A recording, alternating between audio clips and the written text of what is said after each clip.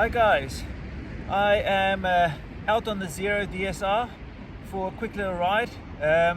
It's here in the UK, so it's really cold and we had some good rain yesterday. But I'm out on the bike. It is 2021, so I hope you all are having hope you're going to have a good 2021. And all the best for the year that's lying ahead. I think we're going to need it because it's going to be a long one. But yeah, I'm out on the Zero DSR and I just want to give you guys some feedback about winter riding. You know, what I currently use is nice Gore-Tex trousers with a lining in, and they are waterproof.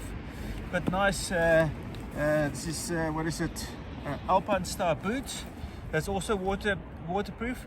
These boots take a bit of time to bed in and everything, but after a while, it's really comfortable. And then I've bought myself a nice Rika jacket. My old jacket was so old that it was actually soaking up water compared to repelling it. so it's a nice new jacket, and man, the new jacket makes such a big difference, you know, to compare to the old jacket. It's almost like the old jacket allowed all the wind in, where the new jacket doesn't. It's got enough sort of zips to allow air in, but here in the UK I've never really used it. This is now I think I bought it at the end of summer on a sale, and yeah, it's a really good investment to have a good jacket. It's got armor on the elbows, it's got a back and shoulders. Yeah, so really nice, and it also it's quite narrow here in the front, so putting gloves over it works quite well. I don't know how you guys use your gloves. I've always have my gloves over my jacket compared to in it. And it's always a bit of a pain to find gloves that go over because the jacket sometimes is quite large. But yeah, this is going to be just a quick video about the winter riding. And I've got a case heated jacket. I think it's the 501. I bought it from Infinity Motorcycles in Oxford, and it's battery operated because I specifically wanted it battery operated because I don't want to plug it into the bike. I just want it to last for about 2-3 hours max, and then charge it up, and then I can wear it wherever I like to. I sort of use it also on my electric unicycle, and I also use it for hiking sometimes. So it just works very well. It's not the full jacket. It's more like it's the vest. The heated vest. Big thumbs up. I should have bought this thing years ago. But yeah, it's going to be a quick video. I'm going to get some ride footage. I've got a new mount on the bike, and I want to see how it operates on the Insta360, and then just give you some feedback at the end about the winter protection of this bike. So come along for the ride and enjoy. Okay, so here's the mount. So again, I've got a little clamp that clamps around the handlebars. I might change this clamp to something a little bit more permanent, because this thing, the rubber has got some oil in for some bizarre reason, and it keeps on leaking onto the bar, and then it slips forward. But that's a nice clamp. And then I've got a helmet mount that goes out to the front into the Insta360 1X. So I want to see how this works, because the thing is, doing stuff on the bike, getting footage on the bike is always a pain, because everything wobbles all over the place, and you really need to get like solid bits of equipment. And if you guys have any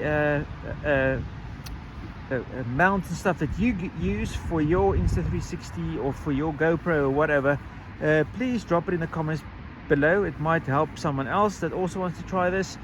But yeah, it's a bit of a pain. Okay, so let's get going.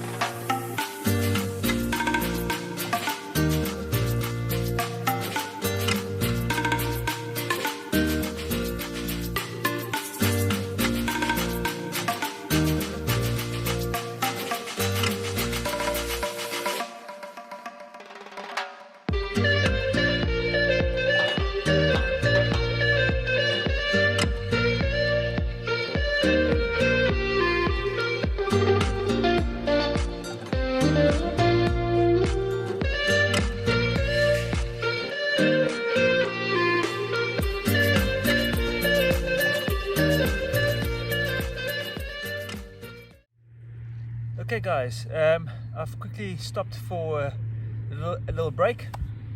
I wonder how the footage is going to look like on the Insta360, because it's been wobbling all over the place.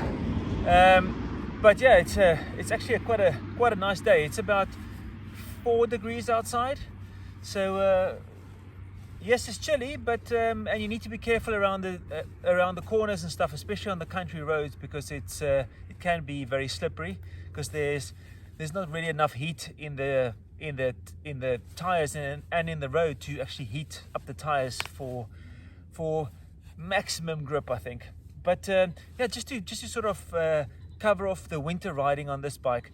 I had the F850GS before this, and you can really see the total difference in how a bike is being built, and how they've thought about everything to cover all markets. This bike, I think, if you ride it in sunny weather, dry conditions, it's perfect. But as soon as it becomes like wet and muggy, and the road debris kicks up onto you, it just doesn't give you enough protection. It's actually quite interesting, because I thought it would be quite good. It's got a nice mud guard at the back to catch all the muck and road salt and grit and everything. But on my last 2 rides, it was actually raining, and then it dried out, and I was dry. My whole jacket and everything was dry, but my whole back, like the inside of my legs, and actually my whole back had like a faint, it's almost like fine road dirt all over my back. I'm like, that's actually very weird. So you know, the wind protection from the front and keeping your knees and your front dry, that's perfectly fine. But somewhere along the line, it kicks up so much road dirt from the back that it splatters onto your back. Now, I don't know if it's maybe to do with the front screen, or it's something to do with something else. But let me quickly show you around the back of the bike, and you can just get an idea of where the dirt is accumulating. Okay, so let's have a look at where it accumulates. So, you know, it really keeps all the muck and stuff off. Well, not that great a job of the rear shock, but this whole cooling area here, it really splats up. And look at the top of the seat as well. This is now from the last ride. Now I sit around here because I like to sit as close as possible to the front of the tank, but it was really caked up all the way down there. You can see, and even the top here, it's quite bizarre. And this bike is not this was washed prior to the previous ride, but yeah, right on the top there's and this wasn't ridden in the rain. It was ridden, you see there, you can see where I sat, and then where it's bizarre. I also went on a bit of a proper off-road track, and that was even worse. You know, my whole back was like proper dirty. There you can see on this side where it accumulates, but yeah, not so much on the front. You see the front keeps your legs and stuff dry, and also it kicks up over onto the headlight. So you need to, when you do a lot of traveling in bad conditions where it rains or whatever, your light becomes duller as you go, so you need to stop and clean it. But yeah, nothing on the front screen, so that's all fine. But yeah, very bizarre. I've also tilted the Insta360 up now to see how it would work on the way back. So it's standing upright, maybe with the up and down motion of the front shock will sort of not make it wobble that much. But oh man, these plastic things are just really awful. But furthermore, you know, it's a really good bike. You know, I really enjoy the bike. But you know, the thing is, that's for me one of the key things. So when I ride here in the UK, I would really like to have a bike that can cover me all the riding conditions, not just for dry weather riding. It needs to cover me for everything. You know, it's like it's excuse the hair, it looks like awful really. But look at this lovely countryside behind me. But yeah, so that's my feedback. So the winter riding protection is not that great. I would have expected it to be pretty much the same as all the other bikes. I don't know how you guys are feeling it. Maybe it's just me. But let me know in the comments below how you are experiencing winter riding on your Zero DSR or your Zero bikes. And if you also have the same problems, and what you've done. Maybe there's an extra extended mudguard that you can buy that might help with it. But yeah, that is pretty much it, guys. Just want to give you a quick update video and a quick ride.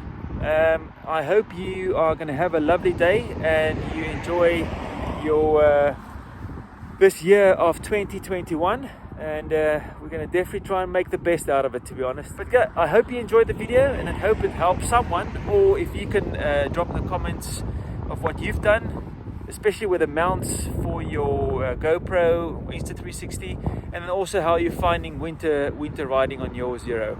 So guys, I'll see you on the next video, and have a good day. Cheers.